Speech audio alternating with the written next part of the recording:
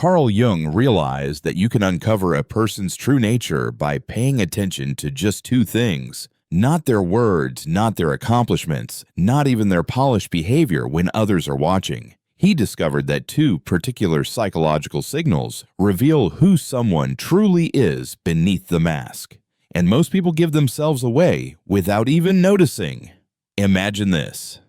You're sitting across from someone you thought you understood, a coworker, a friend, maybe even your partner. They seem sincere, reliable, composed, yet something feels slightly off. You can't pinpoint it, but your intuition whispers there's more hidden beneath the surface. Jung spent decades studying what he called the persona, the mask we all construct to conceal our deeper selves. But he learned that no matter how carefully someone builds this image, two psychological clues inevitably break through. And once you know what to watch for, you'll never again be deceived by a false persona. These aren't complicated psychological assessments. They're straightforward observations that expose the deepest truths of human nature. By the end of this exploration, you won't just be able to read others as if they were an open book. You'll also gain insights into yourself that you never imagined possible. Yet here's what makes Jung's findings so unsettling. These two revelations don't only expose other people's character.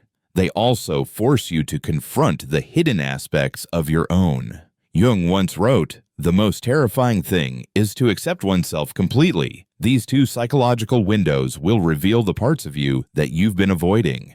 Most people spend their lives thinking they can evaluate character based on surface behavior. They look for charm, kindness, confidence, or success. But Jung understood these qualities belong to what he called the performance layer, the polished identity we put on display for the world. The authentic self exists underneath that performance. And Jung discovered that no matter how skilled someone is at maintaining their mask, two psychological patterns always betray their true nature. These patterns operate outside conscious control, which is exactly why they're so dependable. Jung wrote, "Thinking is difficult. That's why most people judge. But judgment based only on surface impressions is nearly always misleading. Real character assessment demands looking into unconscious patterns that people cannot fake or manipulate." What Jung uncovered was that true character expresses itself not in what people deliberately show, but in what they simply cannot help but reveal. These two psychological markers surface whenever a person lets their guard down, when their mask slips, or when they come under pressure. Jung's first revelation is what I call shadow mapping, discovering someone's real character by observing who they criticize most severely. Jung wrote, "Until you make the unconscious conscious, it will direct your life, and you will call it fate." This hidden direction reveals itself most clearly in how we judge others. When a person criticizes someone with unusual force, it's not merely an observation, it's a projection of their own disowned traits onto that individual. Jung discovered that what we despise most in others often reflects what we've buried deepest within ourselves. He called this projection the unconscious process of perceiving our own rejected qualities in another person. The stronger the emotional charge, the closer you are to uncovering their shadow. Let me give you an example. Meet David, a successful architect who prides himself on honesty. In nearly every office meeting, David complains about his colleague Marcus, labeling him fake and manipulative. David's voice sharpens whenever he mentions Marcus's charm with clients. His jaw stiffens when Marcus receives recognition. But here's what Jung would notice. David's strong reaction has little to do with Marcus himself. It points to a part of David he has refused to accept. Deep down, David wishes he were more charismatic and socially adept, yet he has suppressed this desire, believing that developing it would make him insincere. Jung once wrote, "We cannot change anything until we accept it. Condemnation does not liberate, it enslaves." David's condemnation of Marcus is actually self-condemnation. He's rejecting a part of himself that could serve him well. This is why shadow mapping is such a dependable tool. Whenever someone judges harshly, they're always exposing something about their inner struggles. The traits they attack most are usually the ones they've shoved deep into the unconscious. If you've ever caught yourself criticizing someone only to realize it reflected something inside you, you might say, "I see my shadow in my judgments." But projection isn't always negative. Jung discovered that we also project positive traits we're afraid to own. When someone constantly elevates others, calling them so gifted or so confident, they're often projecting strengths they themselves possess but haven't claimed. The key is to pay attention to emotional intensity. When someone's response to another person feels exaggerated, whether admiration or hostility, you're witnessing their shadow at work. This doesn't just reveal what they've rejected, but also what they secretly long to express. Jung's second way of uncovering character is what I call mask maintenance. Watching how someone behaves when their carefully crafted image is under threat.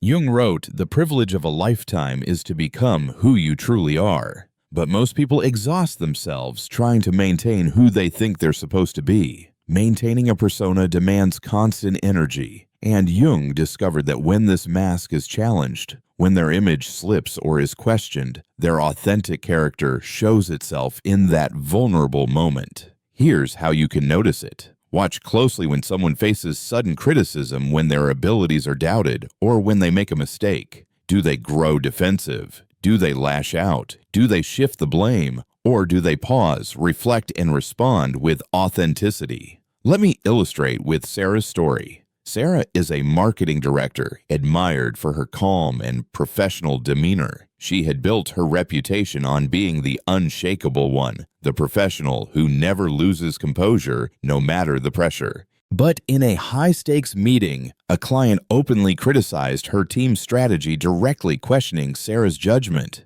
In that instant, the carefully polished persona cracked. Her tone sharpened, her posture stiffened. She cut off the client mid-sentence, shifted blame onto her team, and slipped in subtle jabs at the client's past choices. The calm, steady professional vanished, replaced by someone defensive, anxious, and ready to sacrifice her team just to shield her image. Jung would argue that this single moment revealed Sarah's authentic character more clearly than years of polished workplace interactions. When pressure mounted and her carefully guarded image was threatened, her true behavioral patterns surfaced. Jung once wrote, "The foundation of all mental illness is the refusal to endure legitimate suffering." Sarah's refusal to sit with the discomfort of being criticized drove her into defensive postures that exposed her deeper character. But here's where this becomes truly powerful for assessing personality.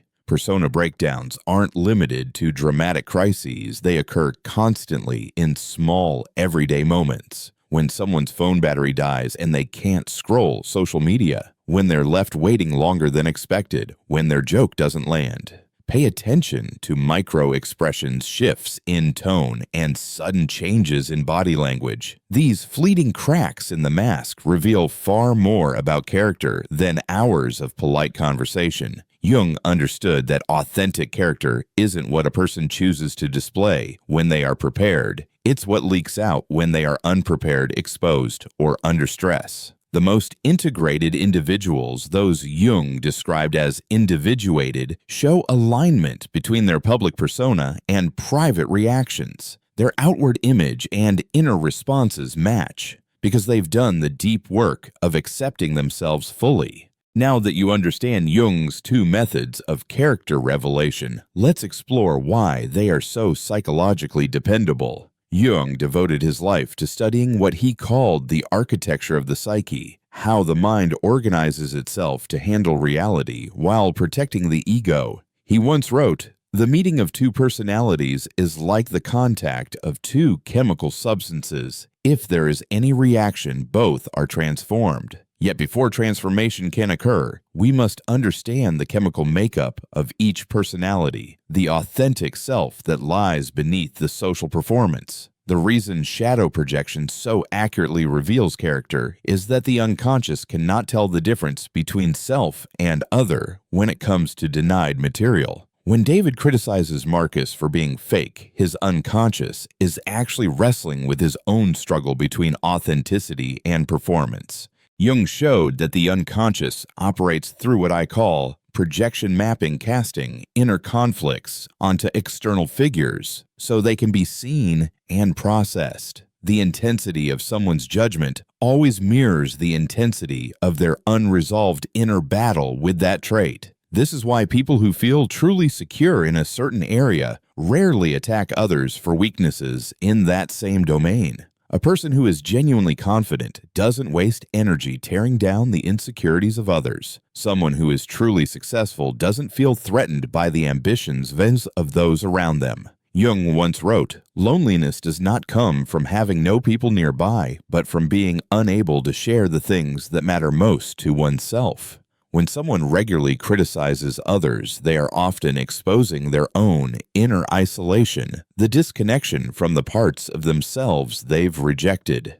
The second revelation, the persona breakdown works because keeping up a false image requires an enormous amount of psychological energy. Jung referred to this as ego maintenance, and he recognized that this structure weakens under stress. When someone's mask is challenged, their primitive defense mechanisms switch on. These defenses uncover their core psychological tendencies. Do they lash out, hinting at suppressed aggression? Do they retreat, revealing avoidance patterns? Do they shift blame, signaling dishonesty? Or do they pause, reflect, and respond with authenticity, demonstrating emotional maturity? Jung wrote, "A man who has not passed through the inferno of his passions has never overcome them." The way a person handles criticism or confrontation shows whether they've integrated their difficult emotions or whether those emotions still dominate them. Comment if you've ever witnessed someone's true self emerge under stress.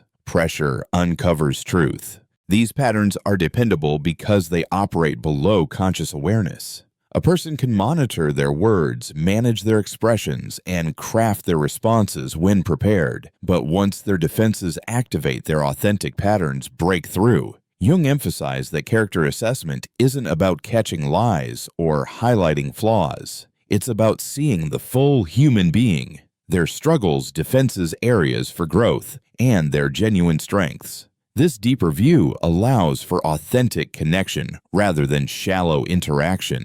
Beyond Jung's two main reveals lies a third pattern that appears when you combine them, what I call the integration test. It's the act of observing how someone responds when their own shadow is reflected back to them.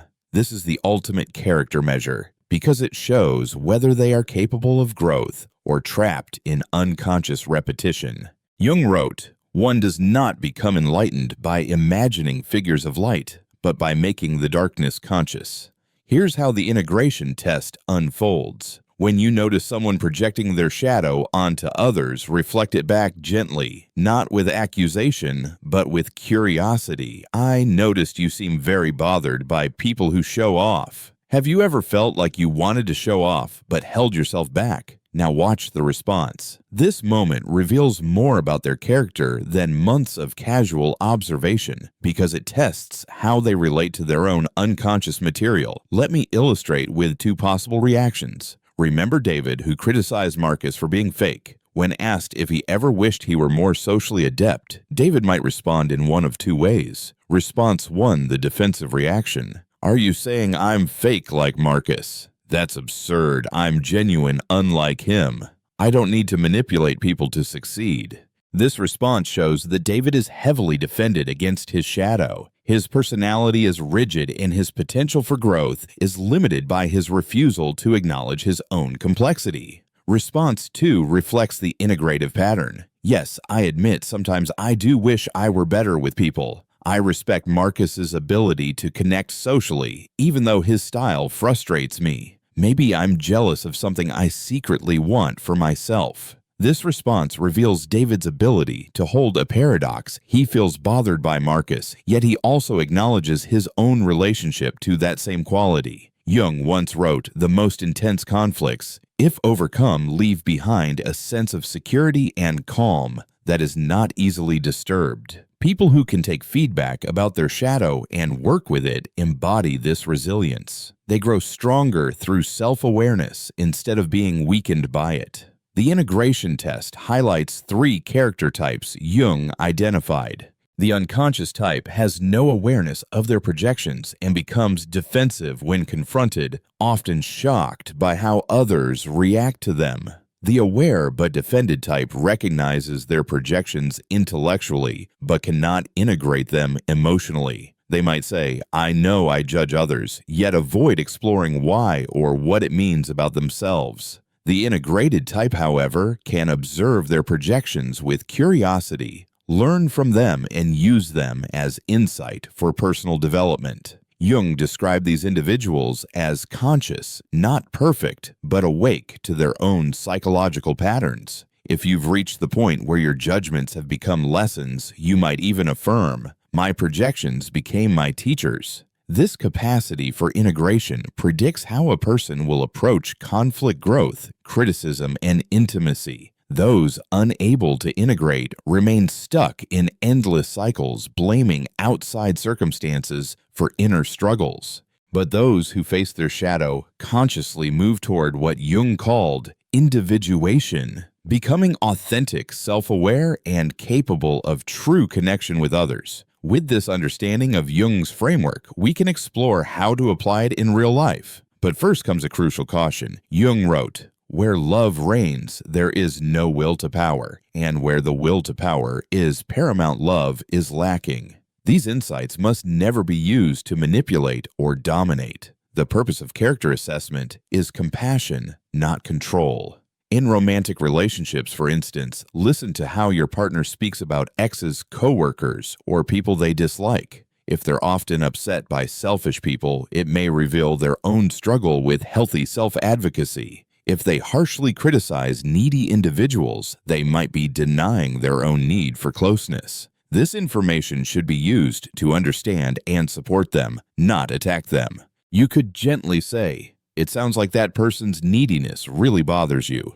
Do you ever feel like you can't express your own needs?" Such curiosity opens the door to deeper intimacy. In professional environments, observe how colleagues handle criticism, feedback, or challenges to their ideas. Do they grow defensive, shift blame, or attack the critic? Or do they pause, reflect, and respond with thoughtfulness? These reactions reveal their capacity for growth, collaboration, and leadership under pressure. Jung once wrote, "The shoe that fits one person pinches another. There is no single formula for living that applies to everyone." Understanding another person's character patterns allows you to communicate in ways that align with their unique psychological makeup. For parents, these insights are especially valuable. When your teenager complains that their peers are fake or attention-seeking, guide them to explore what this reveals about their own struggles with authenticity and belonging. This nurtures self-awareness rather than judgment.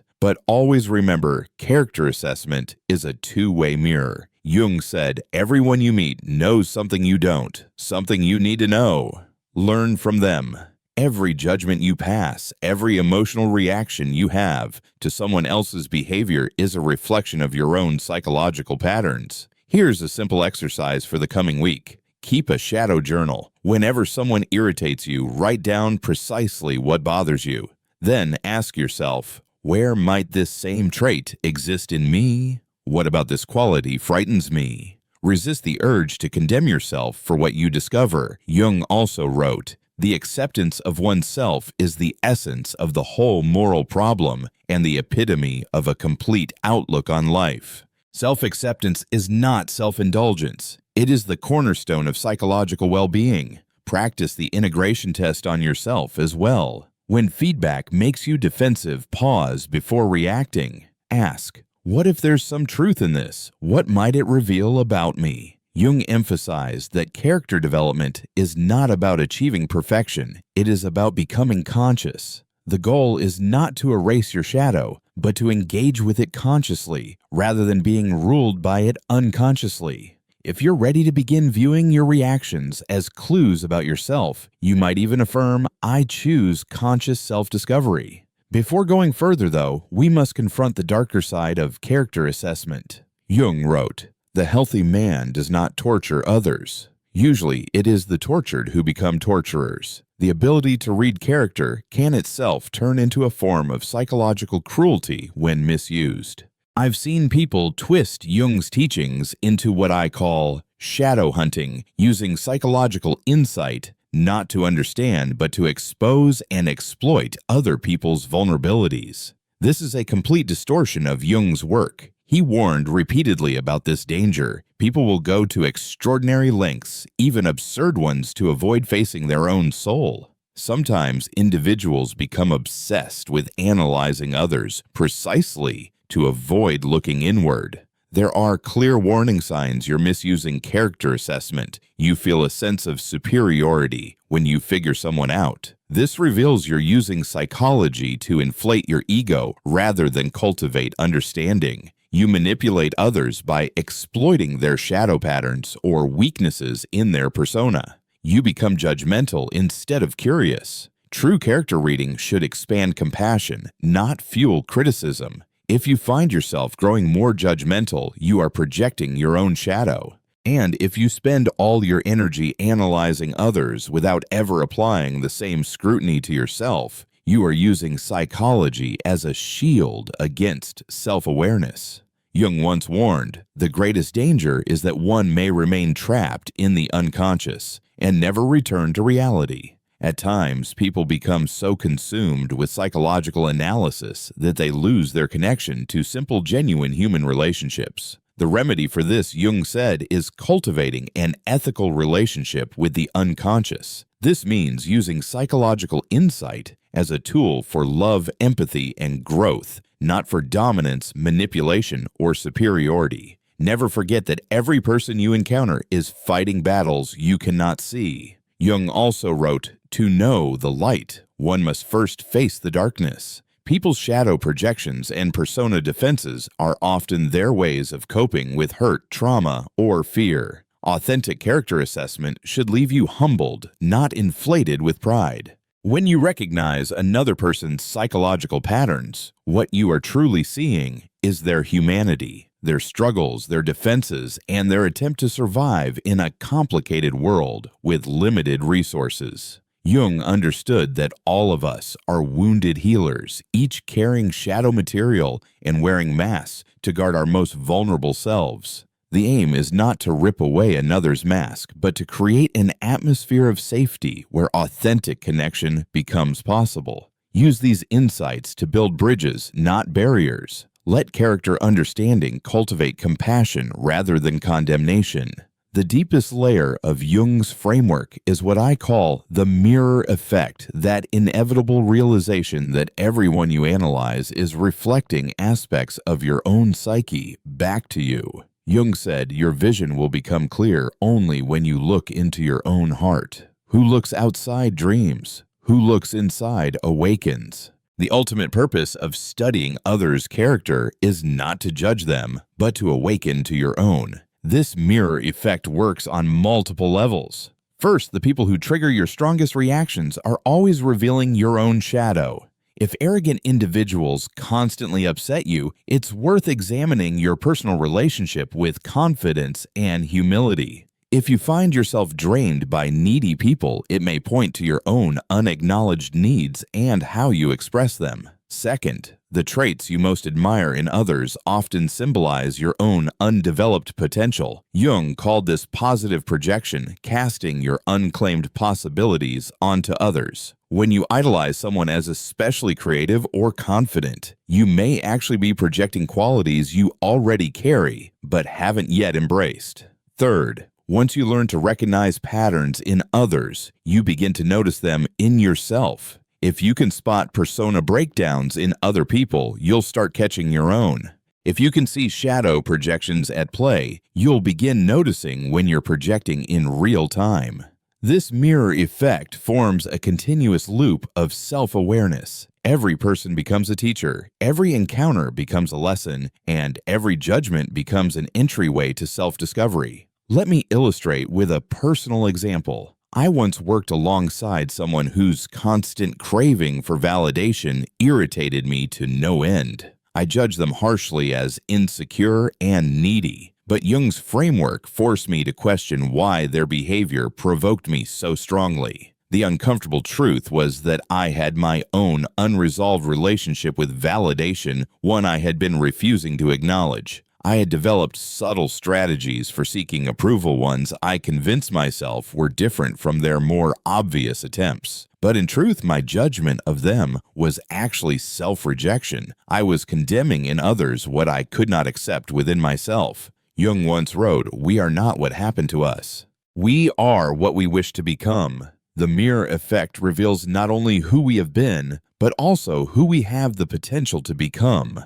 Every trait you notice in others exists as a possibility inside you. This doesn't imply that everyone will develop every quality. Jung emphasized individual differences and distinct psychological types, but it does mean that by recognizing other people's psychological patterns, you gain a map of human potential, including your own undiscovered territories. The mirror effect also explains why some people feel strangely familiar the moment you meet them. Jung described this as the recognition of the archetypal, the experience of seeing universal human patterns that resonate with your own inner structure. As you grow skilled with Jung's framework of character assessment, you begin to embody what he called the conscious individual, a person who perceives clearly without judgment, understands deeply without manipulation, and connects authentically without losing themselves. Jung wrote, "Individuality is the opposite of belonging to a group, an institution, a race, or a nation."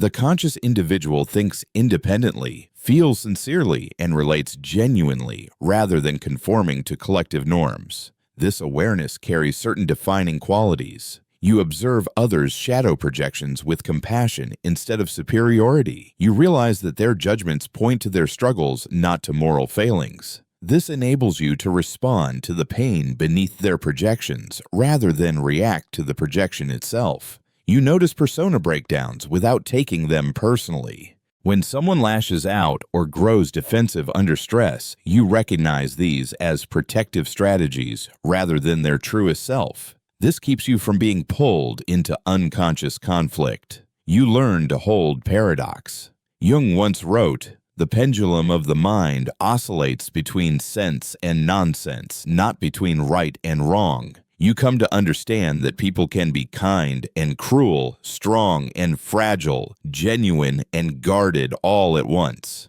You use character insight as a bridge for connection, not as a weapon to create separation. When you see another person's psychological patterns clearly, your empathy for their struggles increases rather than decreases. Most importantly, you extend the same compassionate lens to yourself. Jung wrote, "The first half of life is devoted to forming a healthy ego. The second half is about going inward and letting it go." You begin to see your own shadow projections and persona defenses as information rather than as accusations.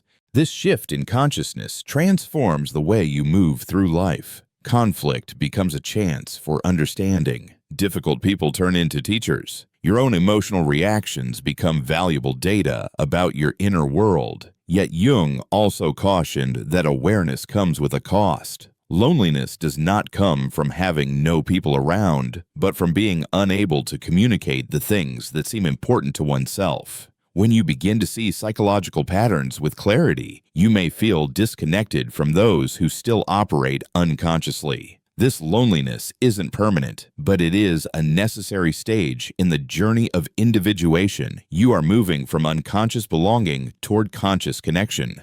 The old ways of relating through shared judgments, collective masks, or mirrored projections no longer fulfill you, yet they open the door to deeper, more meaningful bonds. When you learn to acknowledge and accept both your own and others' psychological complexity, relationships can be built on genuine understanding rather than on idealized illusions.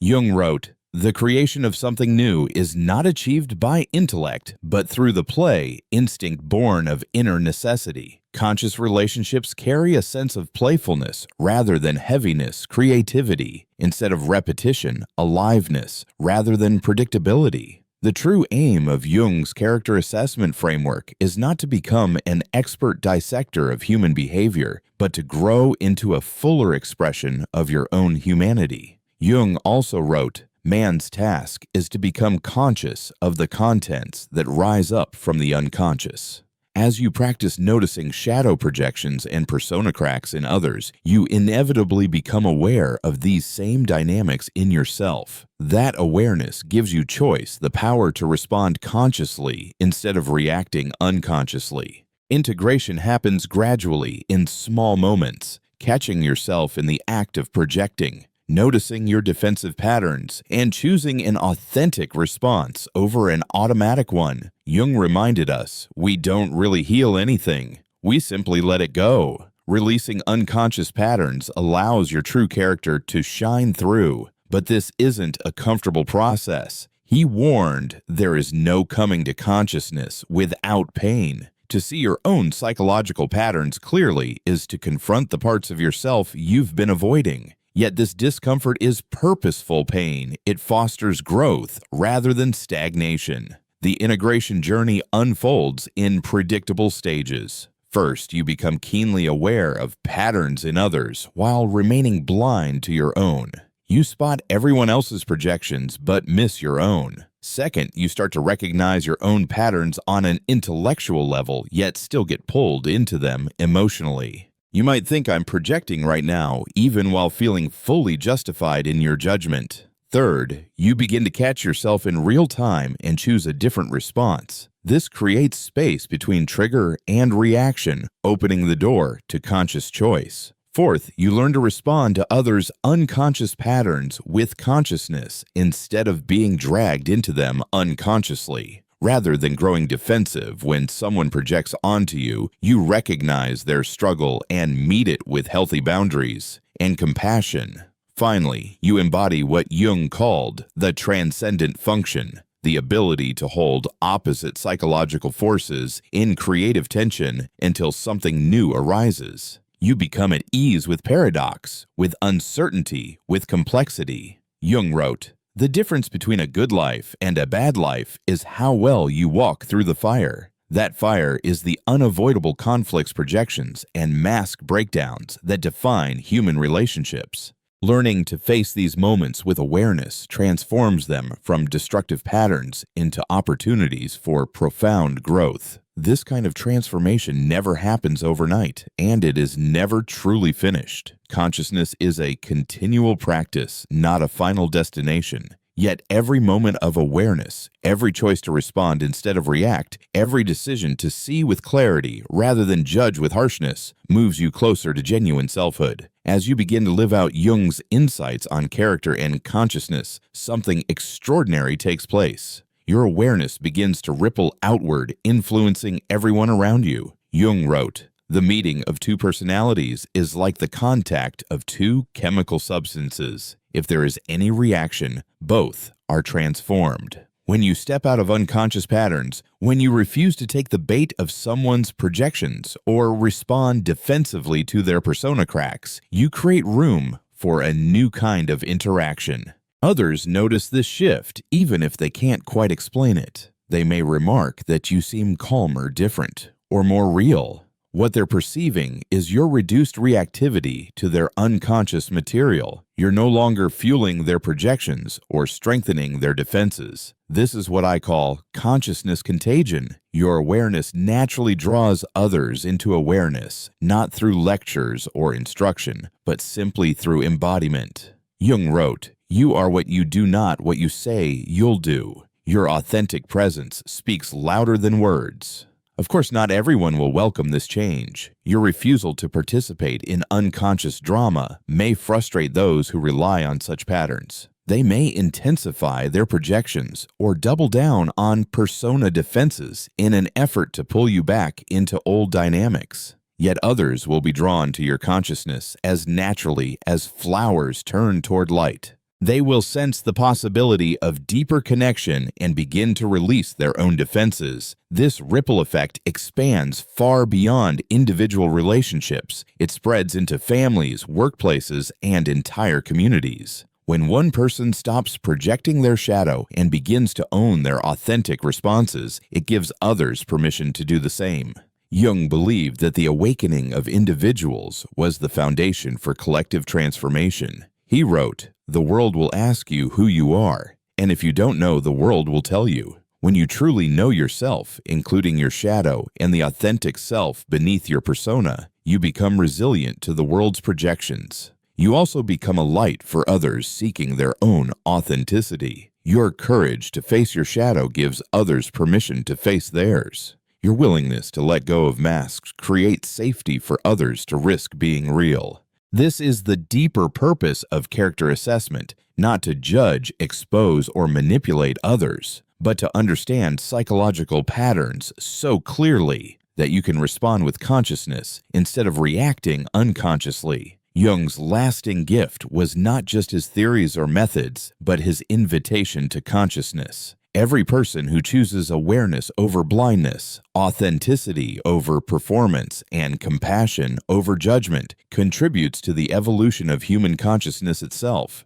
The two markers Carl Jung identified, shadow projections and persona breakdowns, are not merely tools for reading others. They are mirrors reflecting your own journey toward consciousness and authenticity. Jung once wrote, "To be normal is the ultimate goal of the unsuccessful, but you weren't meant to live a normal life. You are here to be conscious, to see with clarity, to understand with depth, and to connect authentically with the people around you." Every time you catch yourself passing harsh judgment on someone, you are being offered an invitation to explore your own shadow. Each time you observe another person's mask slipping under pressure, you gain the chance to reflect on your own persona defenses. And every moment you resist using psychological insight as a weapon, you are choosing consciousness over unconsciousness. Jung recognized that the journey toward authentic selfhood is the greatest task any individual can take on,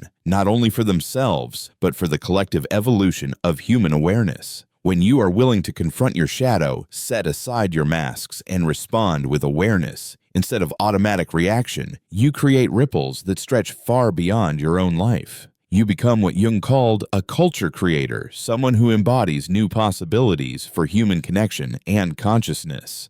The two revelations Jung uncovered are not the conclusion of character assessment, they are the starting point of character development. Your own character development and your contribution to the collective growth of consciousness. So pay attention to the projections, notice the cracks in the mask, but above all, direct that same clarity inward, because the ultimate character you are shaping is not someone else's, it is your own. And if you want to go deeper into how consciousness transforms both relationships and personal power, check out my video on what happens to the empath after absorbing the narcissist's darkness and surviving. In it, we explore further Jung's profound insights into psychological transformation and authentic selfhood. Your journey toward consciousness begins with clear seeing, and it culminates in becoming who you truly are. Thank you for watching, and I'll see you in the next dimension.